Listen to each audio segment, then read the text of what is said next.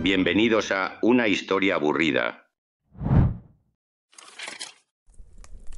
Si caminara por la calle y viera la botella más común del mundo, probablemente no le prestaría atención. Es un refresco. Un simple refresco. Su existencia es tan común que nos parece tan aburrida como un lunes por la mañana.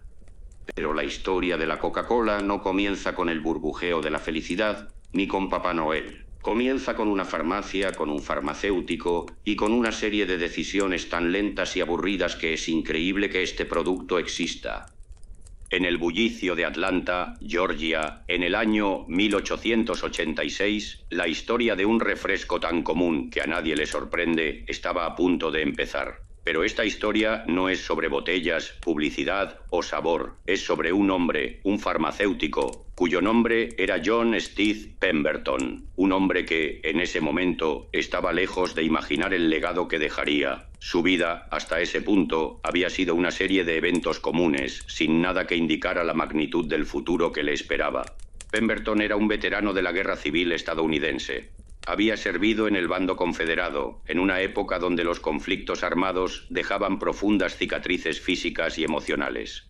Como muchos veteranos de su época, había desarrollado una adicción a la morfina. Este potente analgésico se utilizaba sin control para mitigar el dolor, en su caso, de una herida de sable en su costado, una lesión crónica que le causaba un sufrimiento constante. La morfina era la solución fácil, la salida rápida, pero también una trampa de la que muchos no lograban escapar.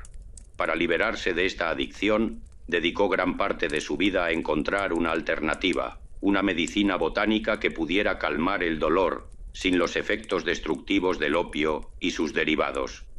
Su laboratorio no era solo un lugar de trabajo, era un santuario, un campo de batalla personal donde luchaba contra su dependencia. Experimentaba con plantas, raíces y extractos, con la esperanza de descubrir la fórmula perfecta que lo liberaría de su tormento. Era una búsqueda larga, tediosa y llena de fracasos, una historia aburrida de ensayos y errores. Su primer intento notable y relativamente exitoso fue una bebida llamada Pemberton's French Wine Coca. Era una mezcla de vino de Burdeos con extracto de hoja de coca, siguiendo la moda de la época de los llamados tónicos milagrosos o elixires de salud. Estos productos se vendían como pan caliente, prometiendo curar desde el dolor de cabeza hasta la melancolía. La bebida de Pemberton no era una excepción, se anunciaba como un estimulante cerebral y una cura para la impotencia. Vendida con cierto éxito durante varios años, formaba parte de un mercado saturado de brebajes que prometían más de lo que daban. Pero la suerte de Pemberton estaba a punto de cambiar por una decisión gubernamental muy aburrida, pero con consecuencias históricas.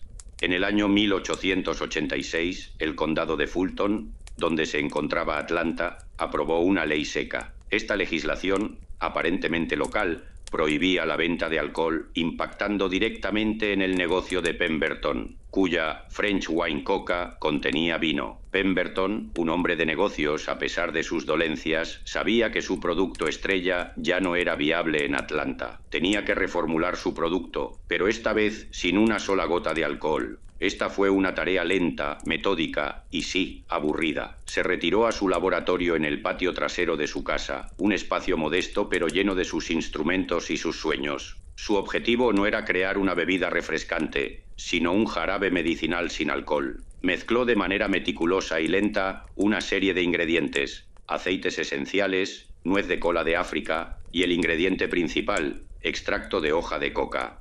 Cada elemento era dosificado con precisión. La nuez de cola, conocida por sus propiedades estimulantes, y la hoja de coca, cuyo extracto se usaba comúnmente en la medicina de la época por sus efectos leves, eran los pilares de su nueva creación. Por días, probó diferentes proporciones, anotando cada detalle en un libro de contabilidad. Cada gramo, cada mililitro, cada cambio era registrado con una caligrafía que delataba la fatiga del inventor. Era un trabajo paciente, una labor que muchos considerarían monótona. Cuando finalmente tuvo la fórmula del jarabe, la llevó a la farmacia de Jacobs, la más grande de Atlanta en ese momento. Era el 29 de marzo de 1886. El farmacéutico Willie Venable, el primer dependiente de Pemberton, tenía una tarea simple: mezclar el jarabe con agua fría para los clientes que lo pedían como tónico medicinal. El primer vaso se vendió a un precio ridículamente aburrido, 5 centavos. Los clientes lo probaban, pero la bebida no tenía nada de especial. Simplemente era un jarabe dulce con un ligero sabor amargo. Era una de las tantas bebidas de moda que prometían ser tónicos para la salud, sin destacar realmente entre la multitud. Era una de las tantas bebidas de moda que prometían ser tónicos para la salud, sin destacar realmente entre la multitud. Pero un día sucedió el accidente más aburrido y afortunado de la historia, un giro del destino que nadie pudo haber predicho. Un cliente entró a la farmacia y pidió un vaso de la mezcla. Venable, con la mente en otra parte, o quizás por simple pereza de ir al grifo de agua común, usó en su lugar el grifo de agua carbonatada que se encontraba justo a su lado, habitualmente utilizado para hacer sodas. El cliente probó la nueva mezcla. El burbujeo del agua de soda le dio una textura y una sensación completamente nuevas. La bebida ya no era un jarabe plano, era efervescente, refrescante y, para sorpresa de todos, mucho más agradable. Inmediatamente el cliente pidió otro vaso y otro y otro. El boca a boca, lento y aburrido, como una conversación casual entre vecinos, empezó a hacer su trabajo. La gente comenzó a pedir esa nueva bebida burbujeante de la farmacia de Jacobs. La venta de Coca-Cola en la farmacia, aunque pequeña en sus inicios, era un éxito inesperado. Pasó de vender aproximadamente 9 vasos al día a un número que crecía de forma constante, un cliente a la vez, impulsado por esa simple equivocación que cambió todo. La monotonía del jarabe se había transformado en la efervescencia de un nuevo producto. El contable de Pemberton, un hombre llamado Frank Mason Robinson, fue el que tuvo el genio de ver el futuro, aunque incipiente, de la bebida. Robinson era un hombre de negocios con una caligrafía elegante que se convertiría en un ícono y una mente para el marketing, un concepto que en esa época era muy limitado y estaba en pañales. Él fue quien le dio el nombre. La combinación de los dos ingredientes principales, coca por el extracto de hoja de coca y cola por la nuez de cola. Con una pluma, Robinson dibujó el logo que hoy conocemos, con una caligrafía muy particular y distintiva que se ha mantenido prácticamente inalterada a lo largo de los años.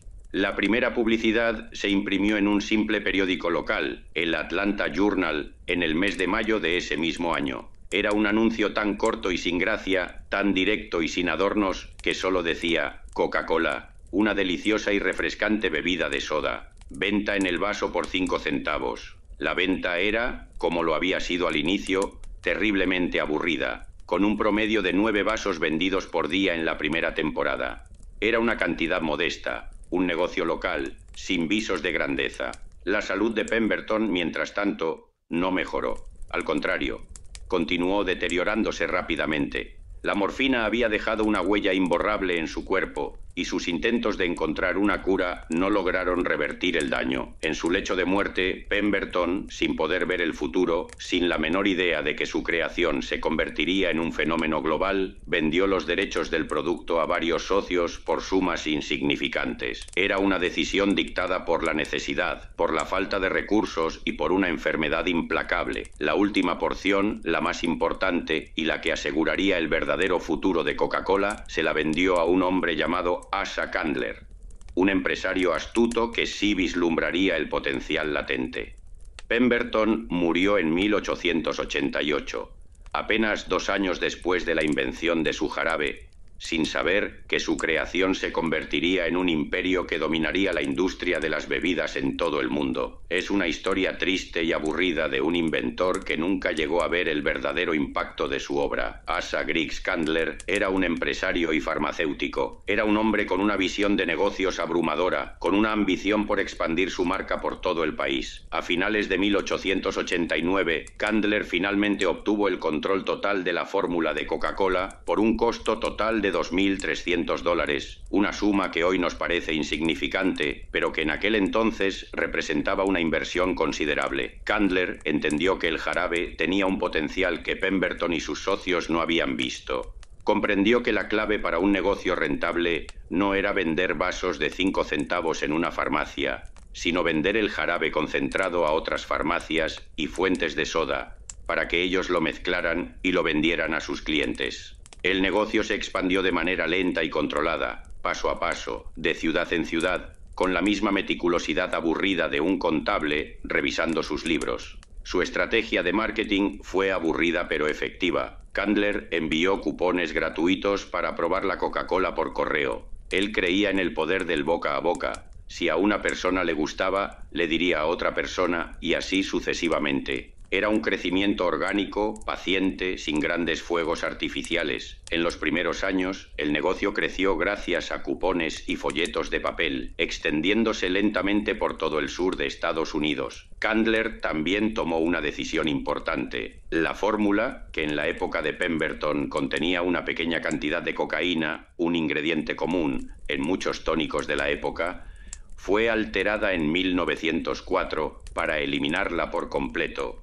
Este cambio, afortunadamente, no afectó el sabor distintivo y la fórmula secreta, ya sin el ingrediente polémico, siguió siendo un misterio para el público.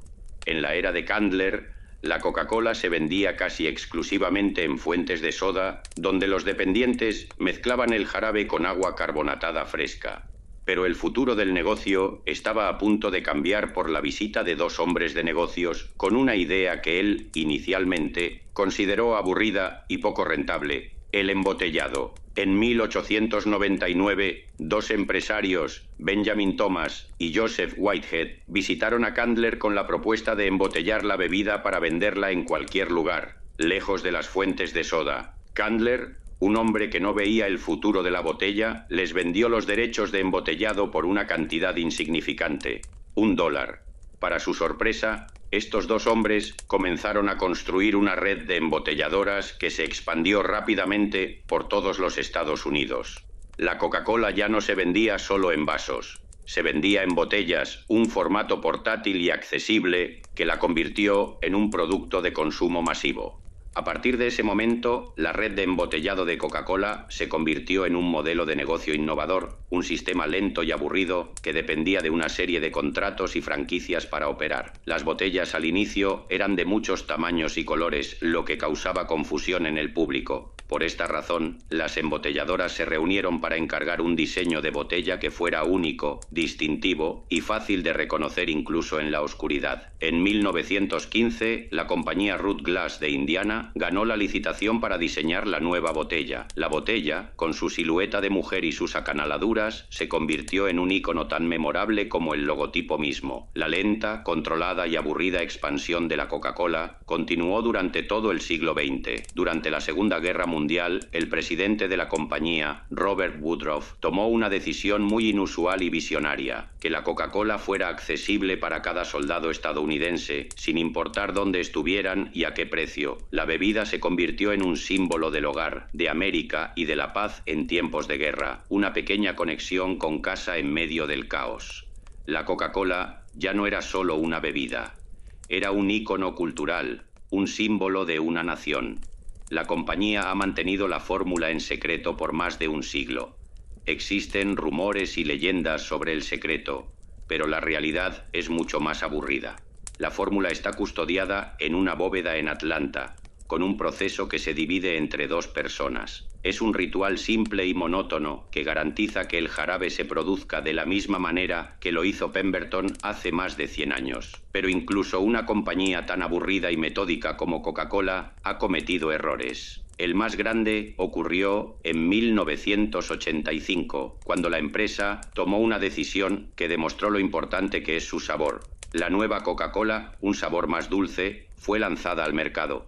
La reacción del público fue abrumadora y negativa. Millones de personas exigieron que la fórmula original regresara. La empresa, humillada, reintrodujo la fórmula original y la nueva Coca-Cola fue olvidada, demostrando que a veces lo familiar es lo que más se valora. La Coca-Cola se ha convertido en una parte fundamental de la vida moderna, un producto tan común que a nadie le llama la atención. Su historia es una serie de eventos tediosos, decisiones de negocios calculadas y un accidente afortunado. La historia de la Coca-Cola nos enseña que a veces las historias más aburridas son las más fascinantes.